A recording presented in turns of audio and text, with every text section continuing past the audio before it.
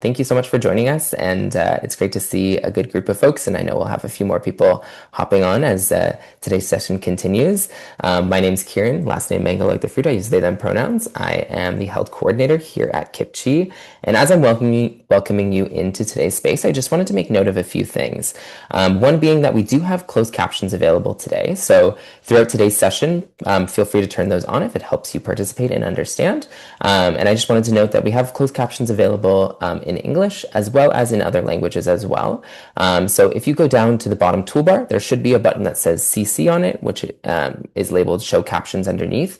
And if you click that, you're able to turn on captions. And if you'd like to change the language of your captions, you can go to the little arrow pointing up right beside the CC, and that should allow for you to click into something that says either translate to or caption language and allow you to change that to the language of your choice, whether that's French or otherwise.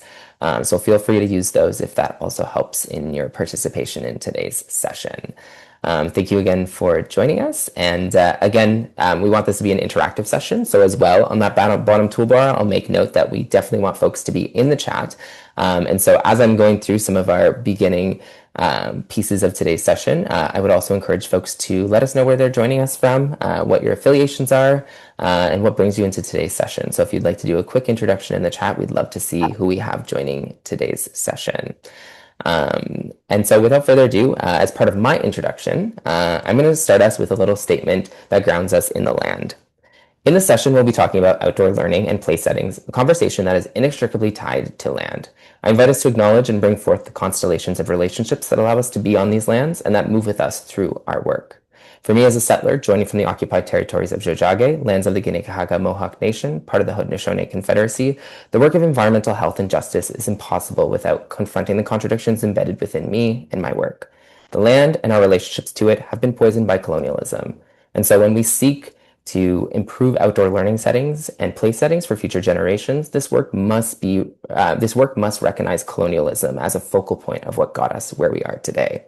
And so as such, when we are working to improve outdoor learning settings, we should be concerned both with our relationships to the land and confronting the ongoing genocide and displacement of Indigenous peoples on these lands, projects that have been aided by colonial school and child welfare systems. As today's conversation moves ahead, I invite us to explore how outdoor learning settings and our relationships to them reflect broader colonial tensions and learned logics, the responsibilities we have to these lands through our sometimes contradictory relationships, and how we can learn from diverse relationalities that exist outside of Canada's colonial project. And so I offer that as an invitation as we are heading into today's session. And further introducing ourselves, I'd love to introduce Kipchi and the HELD team a little bit to help position where we are starting today's conversation. And so as we're starting today's conversation, I'd like to introduce myself and my colleagues Erica and Helen as part of the Canadian Partnership for Children's Health and the Environment, pronounced Kipchi. We're an organization we're a collaborative of organizations that have been working across the country for several decades now to improve children's health across Canada with a number of different initiatives, really seeking to galvanize both policy action and awareness and really working in holistic ways around all the environments that children sort of interact with. And so one of the focal point initiatives that we've been working on over the last couple of years is Healthy Environments for Learning Day, which is what's bringing you today here into the space, as this webinar is a piece of the Healthy Environments for Learning Day campaign for the 2026 year.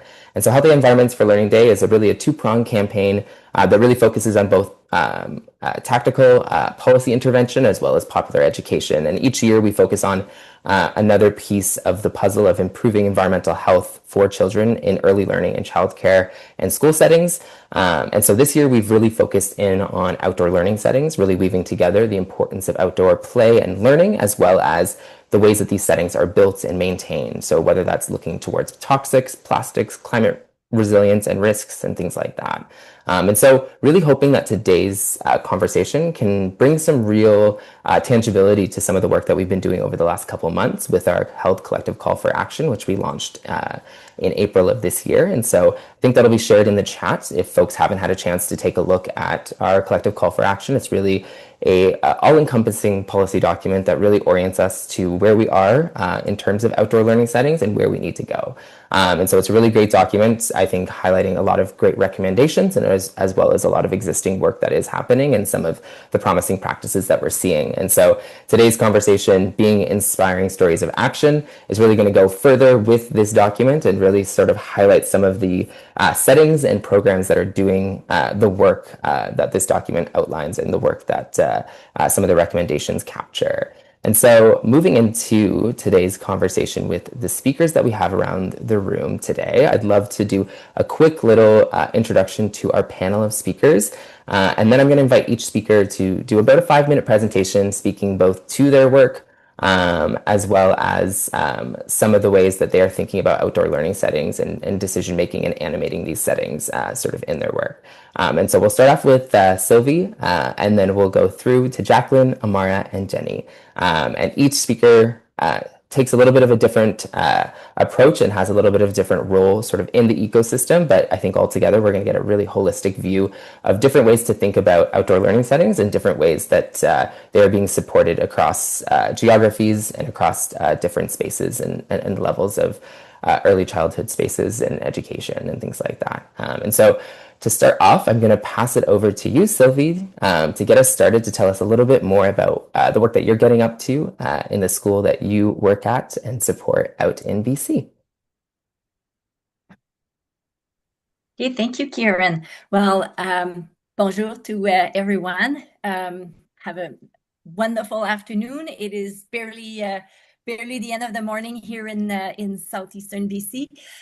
We can run to the slides fairly quickly as we go. My name is Sylvie de Grandpré. I am the principal of a very, very small school. We are part of the Francophone School District in BC. Our school is called École Les Mélèzes Dorées, and we also have a Tonaha name.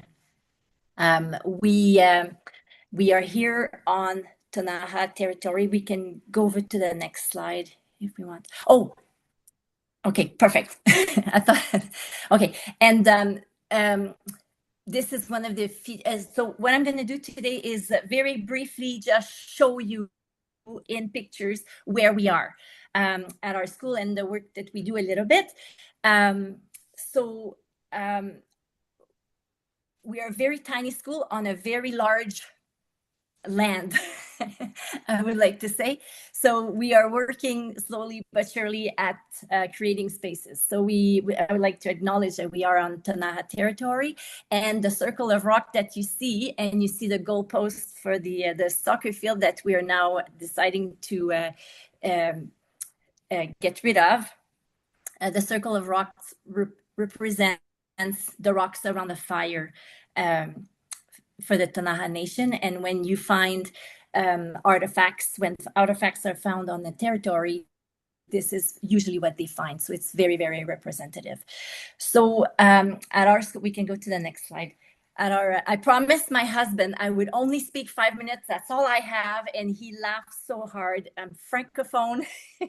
This is very hard. So we have a very large schoolyard to contend with. And we do have on our schoolyard some structures that were put in, some structures that were there before we arrived. So we have this space to contend with, and also some structures that we are working with. Little by little, we have started, as you can see in the on the right-hand side in the corner at the top there, we are trying to create some shade areas and be mindful of climate change in our schoolyard. So here and there, and what you're seeing right now on the right corner is cement and asphalt and everything, but you will see the rest in 2 seconds here. So this is what we have in front of us, is this large space and existing structures. We can go on to the next slide. Thank you. Okay, so this is at the bottom here.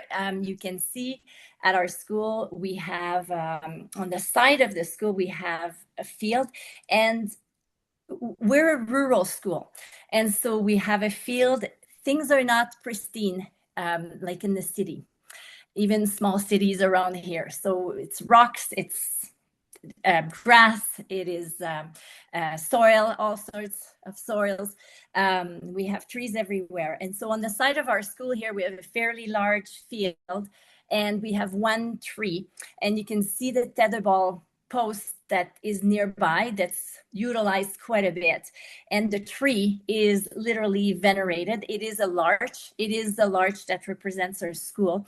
And if you look on the right, the students, this is by none of our interventions at school, the students have created a fort underneath the tree, and it has stations underneath. And so the stations, the students have created a grinding station, a wood chopping station, and a building station.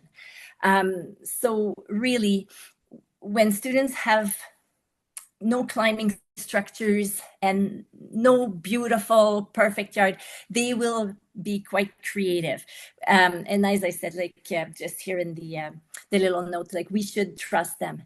Trust them; they will come up with incredible solutions for their activities. We can go on to the next slide. I just want to show you the whole school. So here and there, we have added in our yard some areas. So you can see at the bottom the circle of rocks that was added a couple of years ago. We have worked hard at adding some picnic tables so that we can be outside. The students can use them. And you see those at schools everywhere. They're mostly used at recess. We're building them so that we can work outside. We can learn, have them as learning areas, working areas, as well as for gathering areas. They are 8 feet long. And we've created, again, you can see with the market tent up on the upper left here, other shade areas so that we can, we're planting trees, but it's going to take a long time for us to get shade, as you can see at the bottom right there. So we're trying to add market tents here and there to create more shade areas with spots where the kids can, the students can go. And we have a beautiful garden. And what we've tried to be mindful of at our school is what can we add around the garden so that while some groups learn in the garden, other groups can be playing on the logs or working at the table or continuing an activity. So how can we make the garden a larger space with different areas where many teams or several classes can be there at once? I'm just going to check my note to see if I've told you everything. Yeah, okay, let's go on to the next slide. So at the end of our school, the schoolyard, on the lot, we have, if I could call it like that, we have a forest. I should say there is a forest. And an interesting fact we found out recently is that this school that we are at was closed in the early 2000s and has been reopened, and here we are. But before then, students who came to this school from this neighborhood, it was a thriving little school, and they could use the yard, but they were not allowed to go in the forest forever. That's always been the rule. And so we share the building with a daycare. And along with the daycare, we've opened the forest. And so Kieran was talking about colonization. We are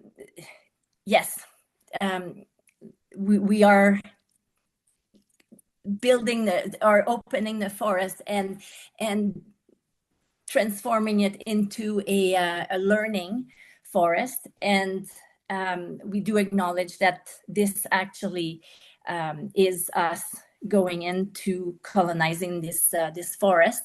I will add that learning I received from my friend Nasukin Joe Pierre Jr., who for a long time was the chief of the Tanaha Nation, the Akam community here. One day he said to me that most forests are colonized forests. and that we need to contend with that to start with. So we've opened the forest, and I'm just going to let the pictures speak for themselves here, as far as what has been created in there for the daycare students, for the students at our school. We try to bring the students to these spaces as much as we can: winter, fall, spring, and summer. We can go on to the next few slides and just spend about like 10 seconds each slide. So you can see we have several types of shelters students use as play areas, and then different activity stations the students are using: slack lines and rope stations and gathering places, swings. We can go on to the next one. And right at the edge of the forest, some of the logs that we do not use, as you can see on the right, those have become a loose part, but they're really quite big logs, but they are a giant loose part station. And we put a rock at the edge of the forest as well. It's a storytelling rock. And I've added pictures here at the bottom of berries in the forest and flowers. And we have set some paths in the forest, and the students can play everywhere, but we also have built and worked with our friends from the Tanaha Nation here to learn about staying on the path and learning who is there in terms of plants and berries and vegetation, and who can we learn from in the forest. And so the forest is also teaching us.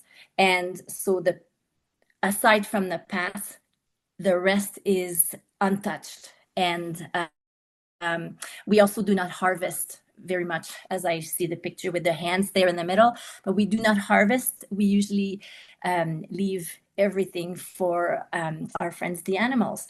And so we are very lucky to be in this tiny spot in rural BC, where we have this beautiful space that we are trying to avoid putting a big metal structure on, and continue to keep as natural as possible.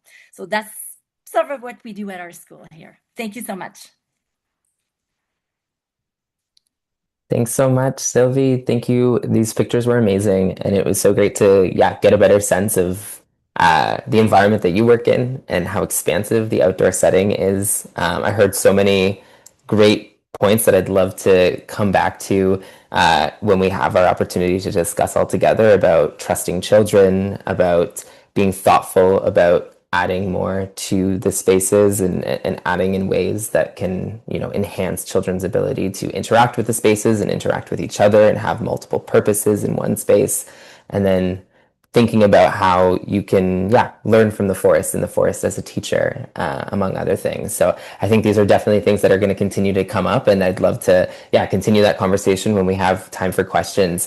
And just a reminder to everyone, as we're moving through today's session, feel free to drop any questions that are coming up for you in the chat, as we'll have some time at the end to get to those. But for now, I'm going to pass it over to Jacqueline Bennett from the Child and Nature Alliance of Canada, who's going to do a little introduction to their work and what they get up to. So I'm going to pass it over to you now, Jacqueline, and I think we're gonna give you to the spotlight. Awesome.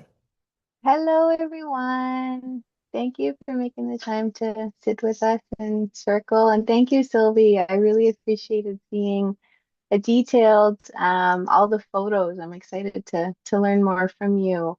I don't have a fancy slide. I just got me and my little logo, but this is who we are. My name is Jacqueline Bennett. I'm tuning in today as a member of Treaty 4 from Kakwa First Nation. I'm based on the west coast of Newfoundland and unceded Mi'kmaq territory, Mi'kmaq and Beothuk territory.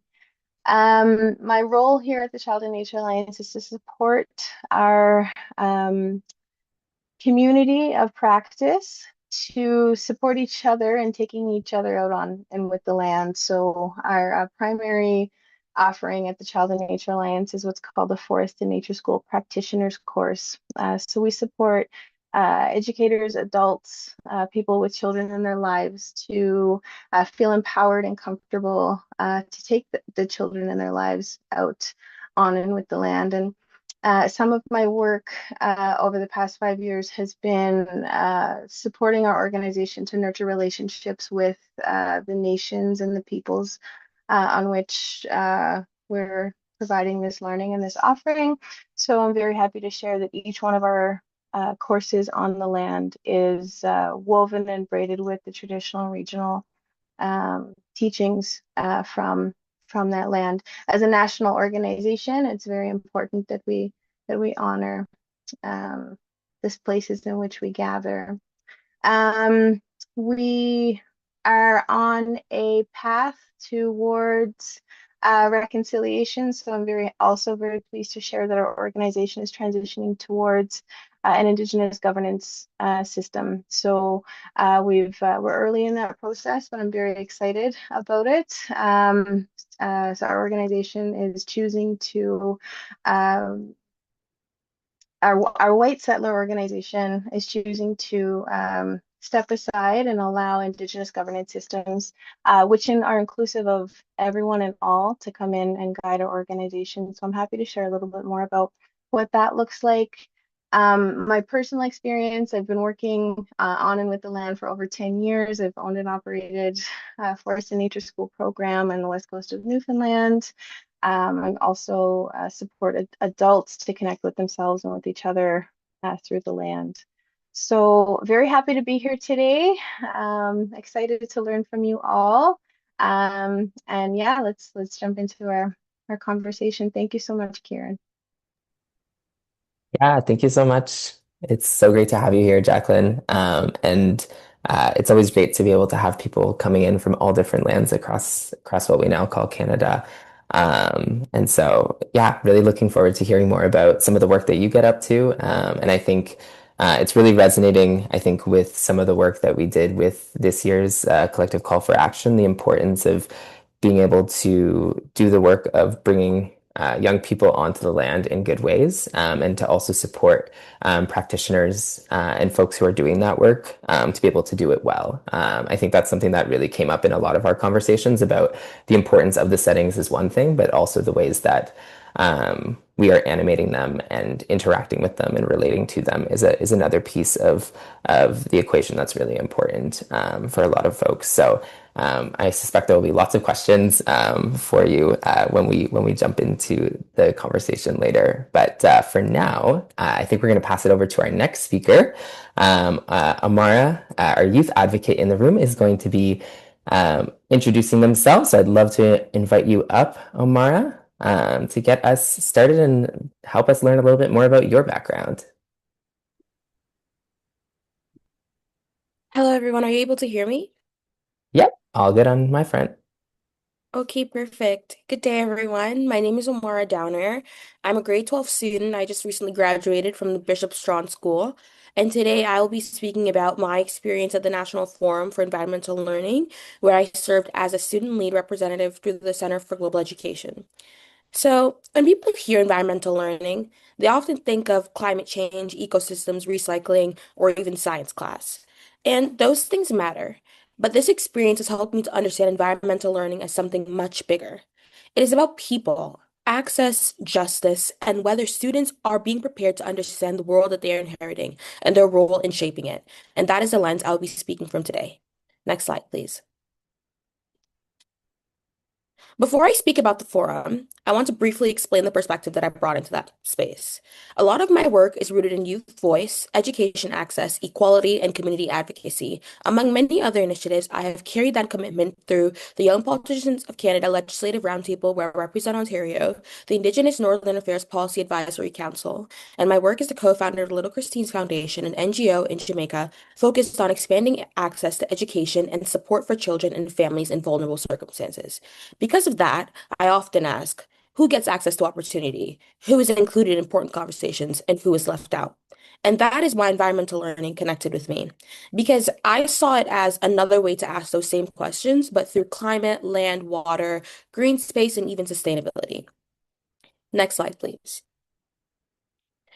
At the National Forum for Environmental Learning, I was a part of a national conversation about what environmental education could look like across school systems. My role was to represent youth perspectives, engage with educators, policymakers, senators, and environmental leaders, and reflect on the National Environmental Learning Framework. What made the experience especially meaningful was that youth were not only just invited to observe, we were invited to contribute to the conversation.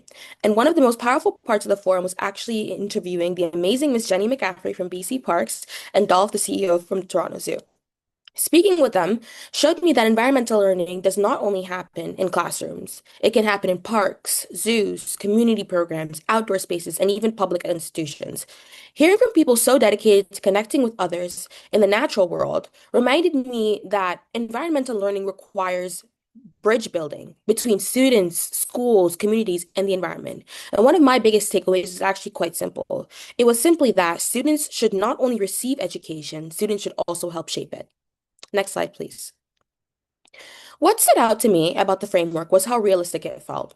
Sometimes environmental education can sound important, but it can be difficult to fit into an already full school curriculum. The framework felt different because it did not treat environmental learning as an extra responsibility. Instead, it showed how it could be woven into what students were already learning. For example, younger students may already learn about the water cycle, photosynthesis, ecosystems, and environmental relationships. The framework built on those concepts by showing how they could be taught in a more deeper, connected way. I have seen the value in how that kind of learning, I've seen the value in that learning in my own education. As I remember going on a field trip where we learned about plants, growth, and greenhouse environments. And what made it so meaningful was that we were not only learning about it from a textbook, we could actually see the environment working in real time. We could ask questions, we could observe details, and connect the lesson to something physical and alive. And that reminded me that environmental learning can also be academically serious while also still being active and cognizant of portraying the right information to students. Through my experience as a therapeutic recreation volunteer at Holland Bloorview Kids Rehabilitation Hospital, supporting children with complex disabilities, I have also seen that meaningful learning depends on how ideas are adapted, delivered, and made accessible to people experiencing them. And that perspective made me appreciate the framework even more because it showed me that even green learning can be structured, thoughtful, and connected to students' everyday lives.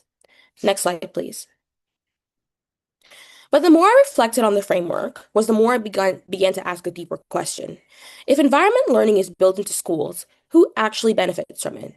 A strong framework matters, but access determines whether that framework truly reaches students. Who gets outdoor learning opportunities? Who has safe green spaces nearby? Who is encouraged to see themselves as a part of environmental leadership?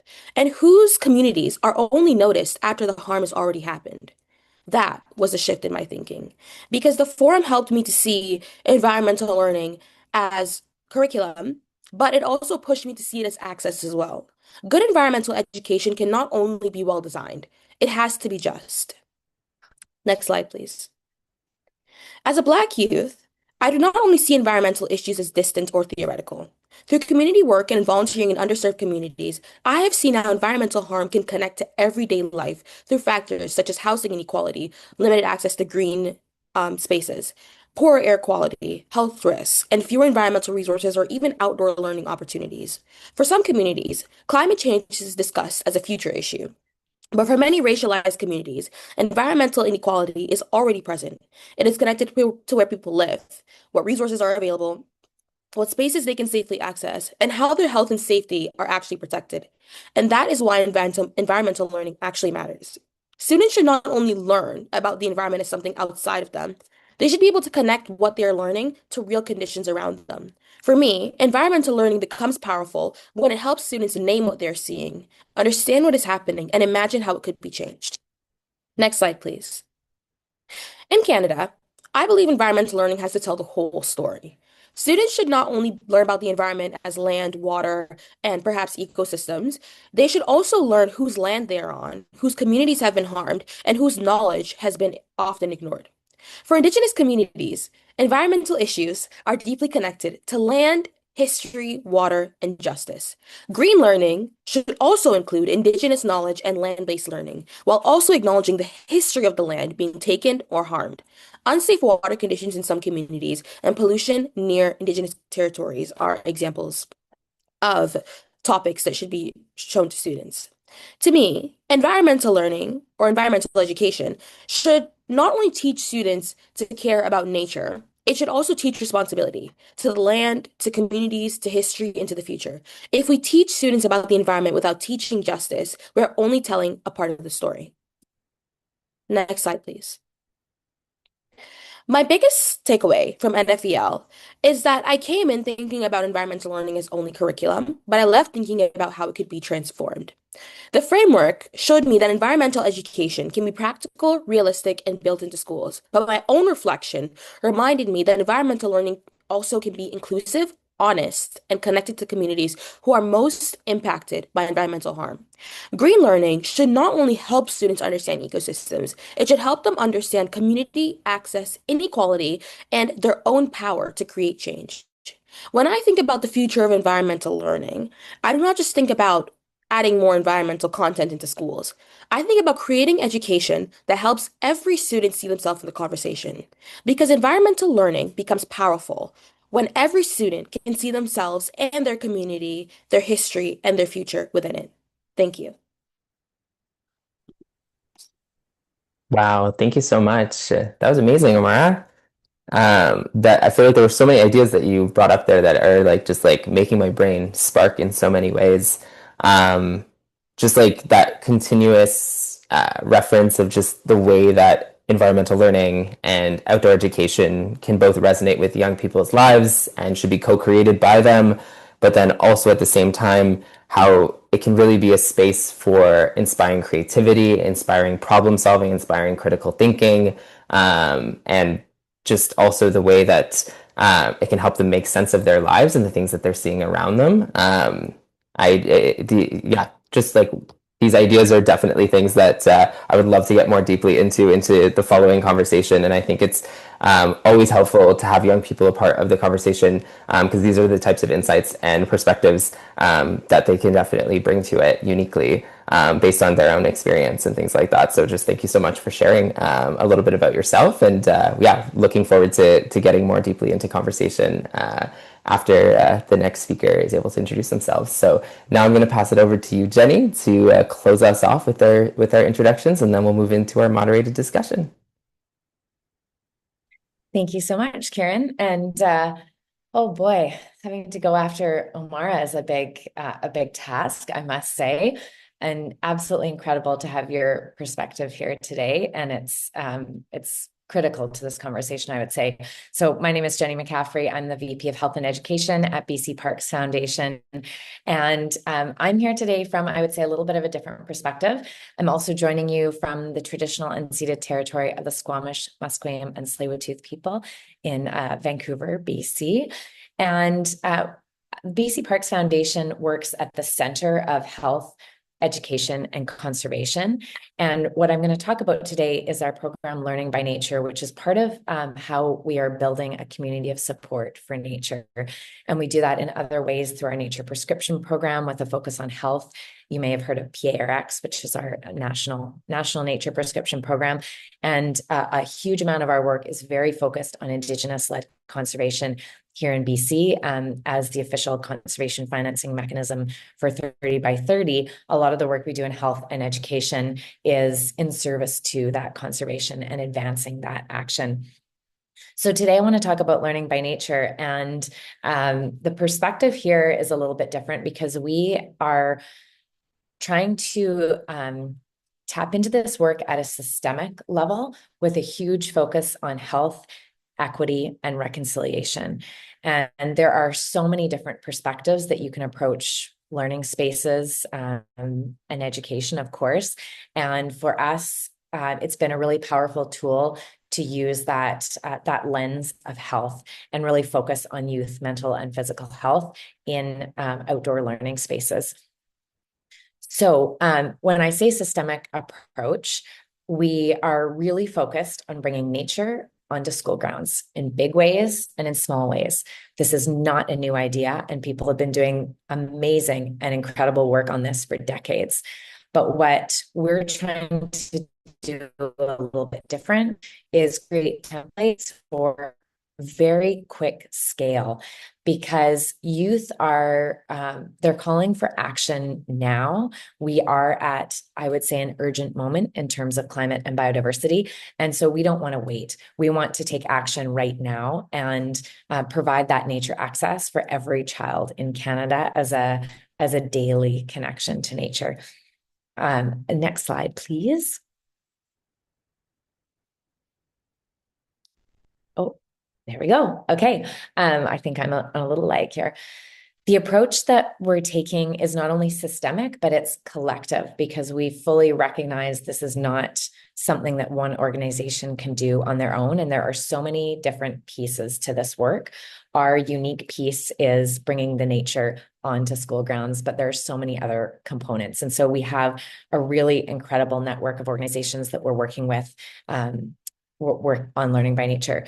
So the perspective of all these organizations is slightly different, and their mission might be slightly different. And so this is just a brief list. There are so many other co-benefits, but these are some of the co-benefits on creating these nature parks or improving nature on school grounds. So for us, that mental and physical health that I spoke about before is really number one. And then the other next is creating equitable access to nature. So not only for the school community, but for the community as a whole, creating these green spaces that people can walk or roll to, and making that daily nature connection a little bit easier. We also are very focused on advancing reconciliation through opportunities for land-based learning, and also creating more culturally safe learning spaces on school grounds as well. We are looking at increasing biodiversity in community and across the country, and of course, enhancing nature literacy and really that pathway to green careers as well. But some of the evidence base behind it, with our nature prescription program, we're very focused on building the evidence around the impact of nature, and higher test scores, increased graduation rates are just a few of the kind of academic benefits of time in nature every day. As I mentioned, we're trying to build that community of support for nature right across Canada. And we believe that this is a great way to do this by incorporating that stewardship and outdoor learning into students' daily habits right from K all the way through to 12 and prior. All right, next slide, please. I'm going to try to race through because I want to get to the conversation part, but I do want to just talk briefly about our approach here. So we've got kind of 4 areas of work for learning by nature. One is the actual installation. Let's build these nature parks. What is a nature park? It's about 400 square meters of primarily planted material. So like a microforest with space for learning. And we've got different templates for schools to use, plant recipes so that they don't have to do that work on their own.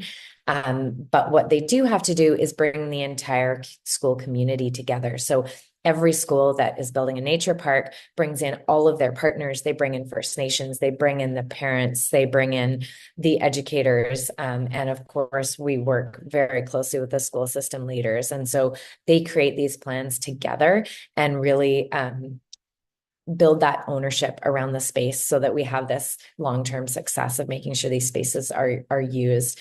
Each space is also connected to a sister park or Indigenous protected area that those students can learn about across geography and culture.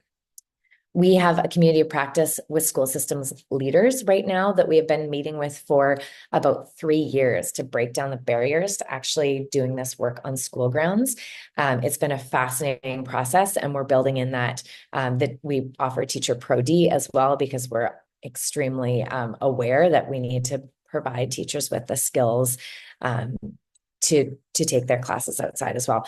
I'm going to keep zipping through here. We are also engaging with students right across the country by providing small grants for student projects. So they're climate and biodiversity projects that increase biodiversity in some way on their school ground, whatever that school and student community decides is important to them in their particular place and space. And then we're evaluating this. So we've got a research collective that is led by UVic, UBC and SFU here in BC that's actually looking at those health and learning outcomes as these spaces are built, so that we can make sure they're having the impact that we're hoping for. And last slide, please.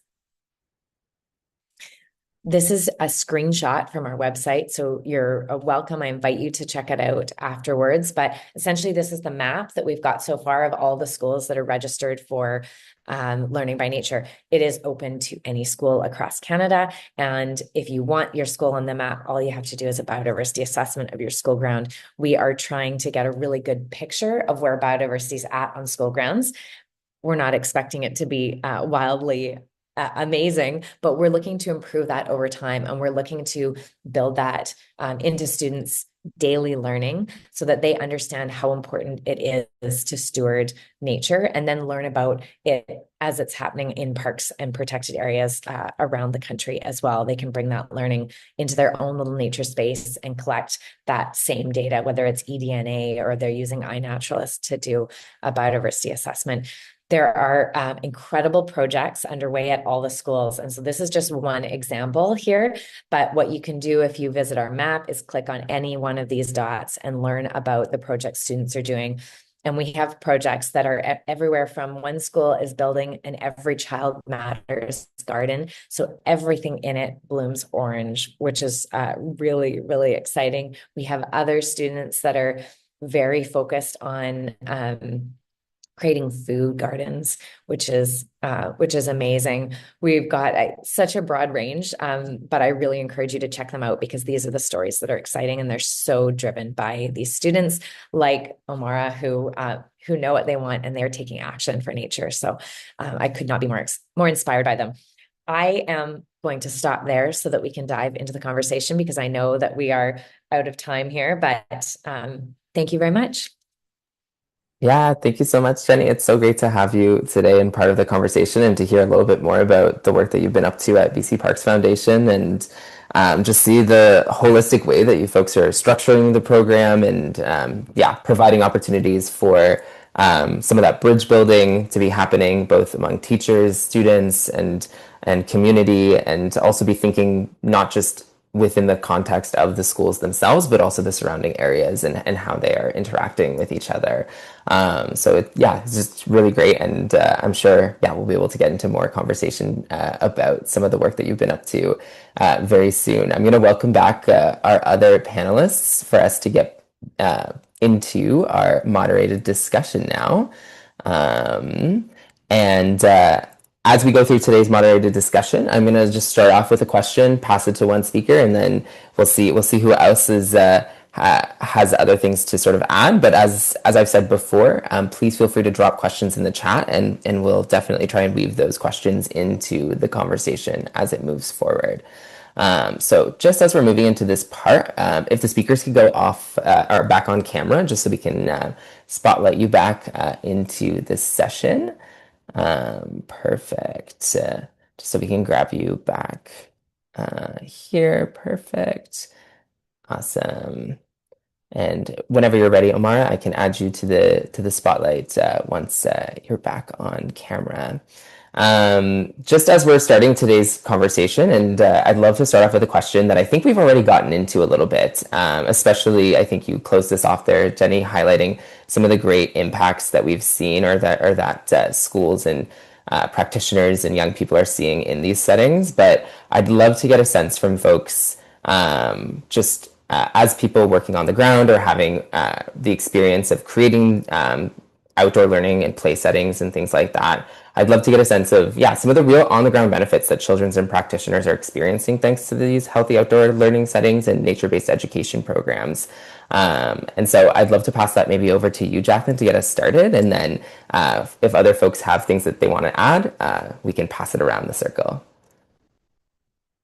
Absolutely. Well, our community here has already shared so many of those benefits and expanded on it. I'm just gonna lean into one that really sings true for the work that I've been had the gift of being able to be a part of.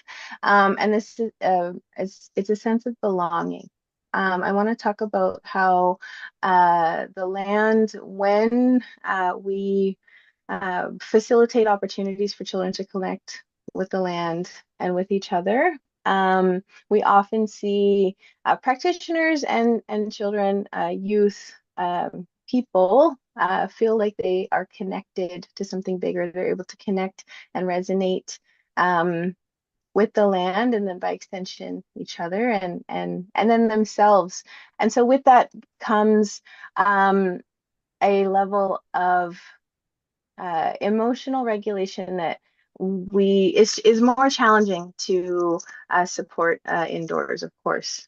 So it's a very common story I hear very often, that when we take children who are dysregulated outside, magically they become regulated. Magically or magically or unmagically, the land does the work for us in that way, of course, by moving their bodies. We know that the air in general. So when we think about how outdoor learning spaces, this doesn't have to happen in the forest. It doesn't have to happen surrounded by trees. It can happen surrounded by trees or on a beach, and that would be beautiful. But all we need to do is open the door. That land connection can start with the weeds that are growing in the cracks in the sidewalk. It can start with the sky, observing the clouds and the wind that are moving through. So the smallest things, when we offer these to the children in our lives, we're able to foster the sense of belonging, which by extension increases confidence, curiosity, and of course coming back to relationships. I want to pass the mic around so that other folks can share, but that's yeah, that's my 2 cents for now. I definitely saw lots of nodding, so I think it's resonating amongst others. Um, Anyone else want to hop in on that? I might add a quick word, even Go though for I it. have to say um, the belonging piece is so, so powerful. I love how you spoke to that from a different kind of maybe perspective. I would say looking at teacher and student time off at a systemic level when teachers are taking their classes outside versus not taking them outside is something that we're exploring, especially with our research partners, and really excited to learn more about, because some findings seem to show that teachers need less time off and students need less time off, if we're talking about sick time in general. And so that is really interesting to me, because if we can demonstrate that essentially the bottom line of these school systems is being impacted without having to hire more substitute teachers, and making sure that students are present for more of that school time, that could be really powerful. So I just wanted to add that as an impact that we're excited about. Yeah, that's super interesting. Omara or Sylvie, anything else that you folks would want to add? We can also move on to the next questions if needed. Just briefly, I love everything that's been said. I do love the belonging note here, and I do find that along with that, the ability for students to have experiences that are tied to emotions and stories right away in real time, and learning, doing science in the environment instead of in the class, and that's not to say that the classroom is not a good environment as well, because I'm a huge Reggio Emilia fan. But at the same time, getting that emotion, these emotional connection, and very much like the belonging, and having that tied to their experiences and their learning, and being able to retell the story after. It's just very rich. Yeah. And Omara, anything else? Yeah, go for it. Okay, are you able to hear me? Yeah. Okay. So I think one of the biggest benefits is that outdoor settings allow learning to become more active, kind of sensory engaged and connected to real life. I think that children are not only because children are not only like listening and writing things down, they're also observing, asking questions, moving, exploring, and using the environment as a part of the learning process rather than something that they kind of learn about after the fact. I think that for children, I think this can support curiosity, confidence, and even creativity and a stronger connection to the actual world, natural world. And I think that this gives students a different way to participate, especially students who may not always thrive in the traditional educational setting. Some students are more hands-on, and it's often the students that are perhaps more hands-on that often get left out and probably just strung along in the schooling system. So I think learning in the environment definitely allows for all students, regardless of their strengths, for them to be showcased. I can imagine for practitioners, outdoor settings can also shift the way that they teach. Instead of always feeling like they have to deliver information from the front of a room, they can guide discovery and helps children make connections to themselves and also the environment. And I think that it can make learning feel more alive for both the student and actually the educator because they'd be able to point to like physical examples rather than possibly a student having to imagine what they're talking about. And I think that the benefits that I just mentioned of outdoor learning actually contradicts the, I think, uninformed idea that outdoor learning is possibly not as important as other subject areas. And furthermore, I actually think that outdoor learning does not make education less serious. I think that it makes education more memorable, more inclusive, and more connected to the world that students actually live in. So I think overall, the benefits, especially as a youth, are definitely that it's just helped me to become more engaged academically, and it's helped me to be able to actually connect with my teachers a lot better because I don't have to only theorize what they're saying. I'm able to move my hands and be able to like be physically guided along with what they're saying as well. Yeah, 100%. Learning by doing, and that aliveness really is resonating with me, Amara. And I think like right on the tail end of what you were saying there is a perfect sort of segue, I think, into the next question that I wanted to pose for folks. I think it's come up, and I think in the chat there was a question that kind of referenced this as well. Like I think for some, speaking about outdoor learning settings and nature-based education is a transition. It is like a learning curve. There is like a change in ways of doing maybe for some in order to practice this and to be able to integrate it into learning settings and things like that. And so I think one question that I'd like to pose to the group now is just in terms of making that shift and knowing that there are both some learning gaps or opportunities for further development of skills, but also that there's sometimes challenges and potentially reasons that people are not sort of embracing this or this isn't sort of the common practice. I'd love to know from your experience what are some of the arguments or ways that you talk about both these settings and these types of education practices to sort of make the case to make that shift? And that could be in your work, whether that's with parents, whether that's with kids themselves, whether that's with administrators at all sort of levels. I'd just be curious on how you sort of navigate some of those harder discussions, maybe about sort of changing the culture of education. And maybe I'll start with you, Sylvie, and then we can go around if you wanted to start us off. Okay, so our school is very young. Our school is only 5 years old. And so since the beginning, I don't want to call this an argument. I just wanted to call it is what it is. And what it is we are on Tonaha territory. And that's what it says on our school. And it doesn't say unceded or traditional because we are on Tonaha territory. And so right from the beginning, that's been part of what we do is we in BC, we have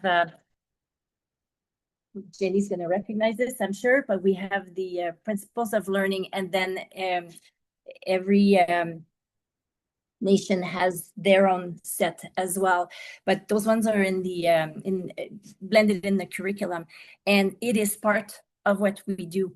And so because we embrace this, we go outdoors. and it doesn't matter where it is. And I agree with Jacqueline, it doesn't have to be a forest. We happen to have a forest, but we go out in town as well.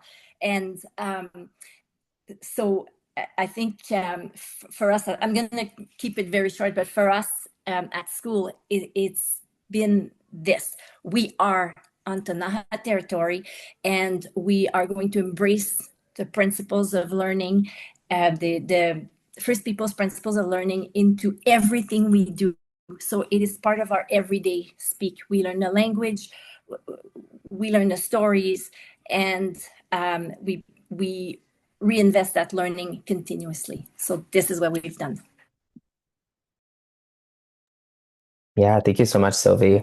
Thank you for really, I think, like centering the fact that, this is um it's not necessarily a shift because it is very much grounded in the fact that we exist on these lands, and this is the way that learning happens when we are able to recognize that and understand the relationships and responsibilities that we have sort of to those lands and think about how to learn on them and stuff like that. So yeah, really appreciate that. And I'm wondering if any of the other speakers have things that they'd like to add in terms of navigating some of those conversations or navigating some of those tension points around making the shift or making the case to do this type of work. Yeah, go for it, Amara. I think that the most persuasive argument is that outdoor learning is not separate from academic learning. It's actually just a different way of achieving it. I think that sometimes people may see outdoor learning as extra, perhaps informal or like less structured. So I think that the key here is to show how it connects to existing goals like science, health, geography, indigenous learning, um, mental wellness, teamwork, observation, problem solving, and even environmental responsibility. So I would also think that the argument, I would also adapt the argument based on audience as well. For parents, I would focus on how outdoor learning supports curiosity, confidence, well-being, and perhaps engagement. For teachers and practitioners, I would focus on how it can make learning more hands-on and meaningful without abandoning curriculum goals. And for administrators, I'd perhaps focus on implementation. So that could look like how outdoor learning could be built, how could outdoor learning be built gradually, safely, and realistically. And let's say if you were to stretch, for example, for government officials, I would focus on long-term impact. So healthier students, stronger environmental literacy, climate awareness, equity, and preparing young people for the future. So essentially, I think that outdoor learning is not necessarily about replacing the classroom. It is about expanding where and how learning can happen. Very well said. Go for it, Jacqueline. Yeah, Amara, beautifully said. I want to expand and build on what you're sharing, and that when we're offering and communicating with various partners, not only do we want to tailor the conversation, but I believe it's so important to start within relationship, and so to understand not only where the sector of the person that's coming from, but also what's making that what makes that person tick? How do they what are their primary goals? What drives them to do the work? What drives them in any kind of certain direction? As Amara said, outdoor learning can hit any and all of those goals. It's just about knowing the person that you're talking to, nurturing that relationship, and then finding a way to speak their language, so that their goals and objectives can be met by outdoor learning. So beautifully said, Amara. And relationship is what I just want to add to that conversation. Yeah. Jenny. Thanks, Karen. I completely agree as well. The audience is different audiences need different lenses to look at this through. But the only piece I wanted to add was that we find ourselves in this strange time, I think, where no one has to defend a parking lot or a gravel field, but we do have to defend these spaces, these outdoor learning spaces for students. And I'm hopeful that in 10 or 20 years, we'll look back, all schools will have these incredible spaces that foster a connection to nature and support for mental and physical health and all the things. And we'll wonder why we had those parking lots. But I do think that the lens through which we look at these learning spaces don't always have to be about learning, although that's a wonderful outcome that will happen no matter what.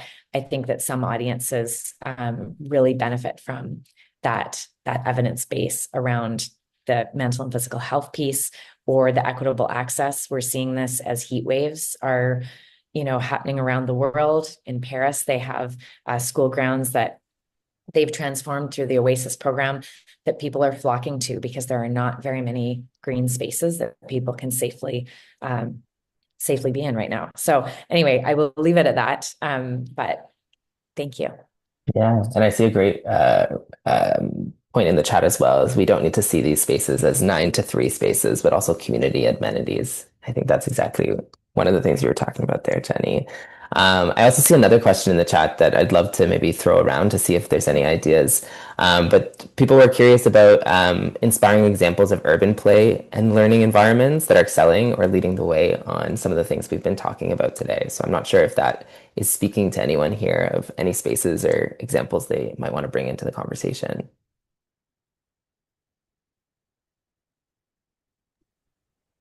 I'm happy to bring some in, but Go for it. I was chatting too much.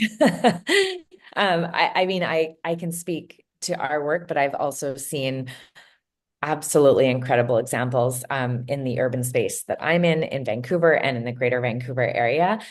And I think that the really powerful piece about transforming more urban spaces is that the benefits are instantaneous. I mean, even the temperature of those school grounds, where we're seeing heat islands in, my kids go to a very urban school in on the east side of Vancouver, and it's mostly gravel or concrete.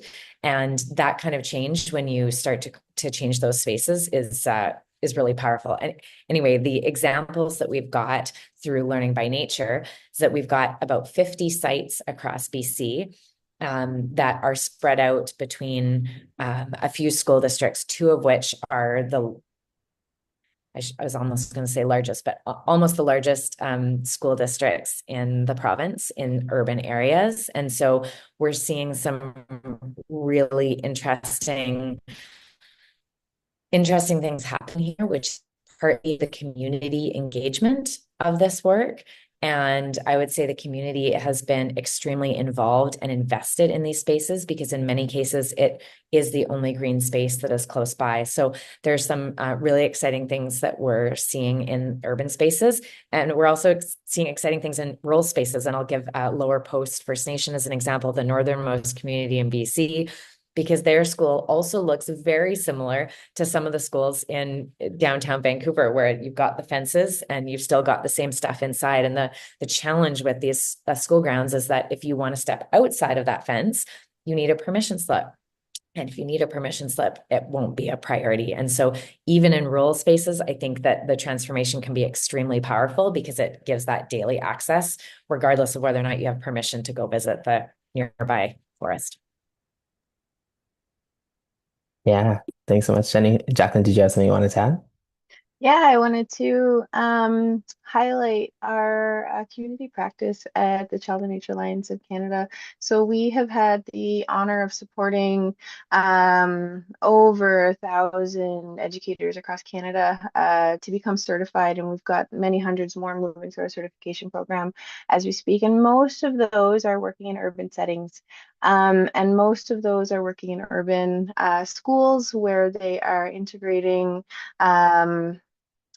practices of relationship with land and other relationships into their settings. So it's happening in most cities across Canada. I'd invite you to do a quick Google search of forest and nature school programming across Canada. You'll get a few that'll pop up in different cities. And I will make a plug for one of my favorites that's happening in the city of Ottawa. The program is called Black in Nature. They are led by Lakeisha Andrews and her beautiful community of practice. She creates equitable spaces for Black children to have access to nature. People flock to her program from all over Canada, and to my knowledge, it's the only one that exists in that way.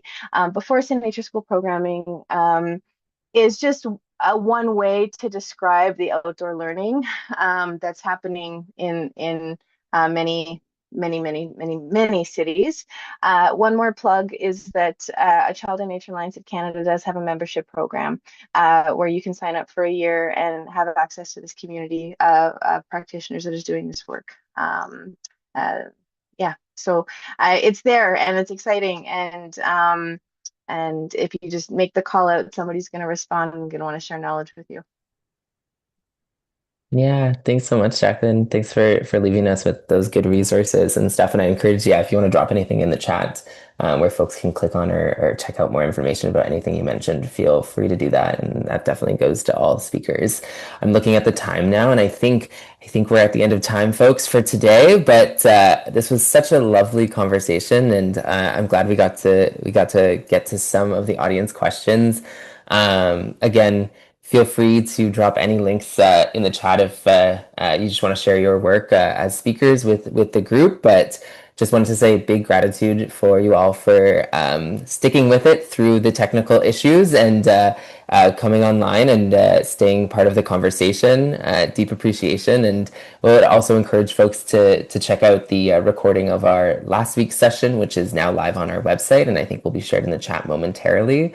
But yeah, lots of gratitude and really appreciate all of your collaboration both on this session, and I know many of you have also been involved with the HELD campaign this year and in your own ways. And so just lots of gratitude and appreciation. And yeah, thank you so much for today's session, and hope to see you all soon.